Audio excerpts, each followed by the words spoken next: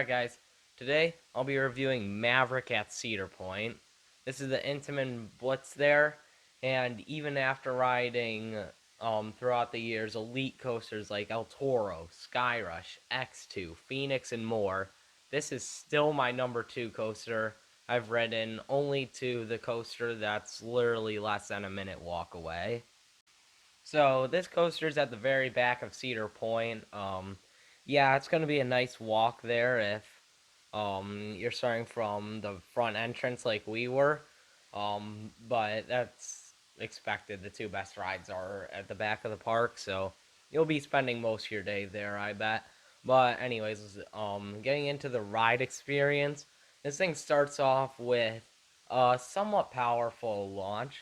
There were some positive G's again. It's nothing crazy. Like it's about on par with like moto coasters launch, I would say. But that incline does give it like a bit of extra intensity, I will say.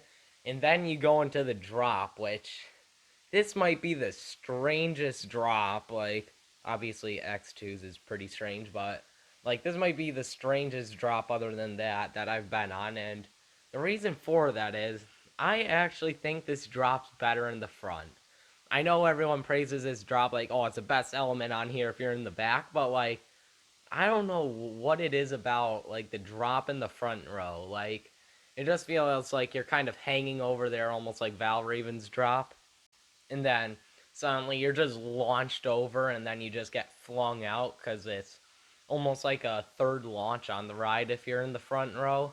So I don't know. The back still gives ejector airtime. It's still amazing in the back, but I personally think this is a front row ride. Not just because of this drop. Obviously, the launch and the wind in your face and the airtime's just as good as in the back. So then after that drop, you're gonna go through some crazy snaps. If these are just kind of mini versions of I-305 snaps, I'm terrified for what those things are gonna be like because these things are really intense. Like you like snap and like you're getting like sustained positive G's and laterals, and then you're just suddenly snapped the other way and you get crazy laterals combined with ejector airtime, so that's really crazy. And then after that you fly over an ejector hill. It's about on par with like I don't know, like the 10th best hill on Steel Vengeance. I don't know.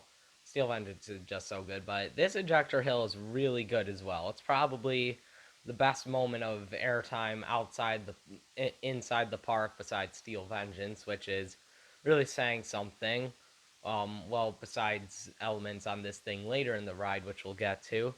But then after that ejector hill, you're gonna go through some okay corkscrews. It's a horseshoe roll, so it's like two corkscrews in a row with a turnaround splitting them up.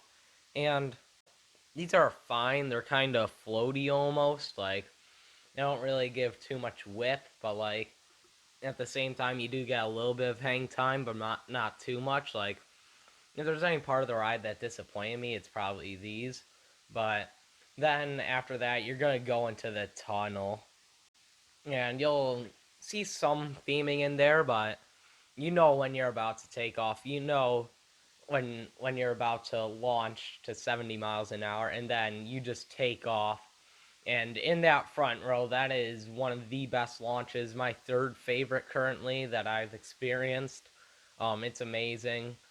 And then you'll come out and you'll hit a really intense turn out of that tunnel. Like, not many people talk about that turn out of the tunnel, but that's really intense. And then you would fly over this next hill and get absolutely disgusting ejector airtime, but there's a trim, unfortunately, so you only get some floater on this hill, but it's still alright. And then you'll bank down and go through what was the disgusting looking Heartline roll, which would have ripped the track and your body apart like in 2 seconds. So good thing they took that out for the longevity of the ride. And then instead they have an S bend, which actually gives a surprising pop of ejector airtime. So, it's a good element to fill in for that crazy Heartline roll.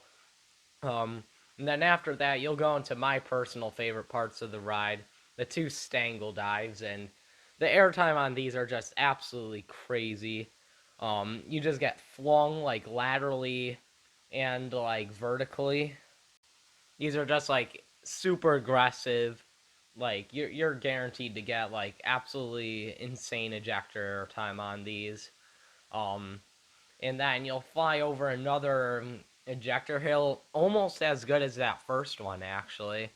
And then you'll go up into the brake run. It's overall really long ride. You definitely get some good ride time on this. And if you notice, this ride has really done everything you can do on a coaster that's not really gimmicky, like Valraven, or if it was a spinning coaster. Like, it does, like, pretty much everything you can do on just a normal sit down coaster, which is really why I think I like this. And I used to have this at my number 3 behind Phoenix, but after giving it some thought, this is my number 2. And yeah, the airtime, the intensity, the inversions, even though they're not too special, the launch, the drop. I mean, this thing's even got a good setting and some theming, so there's something.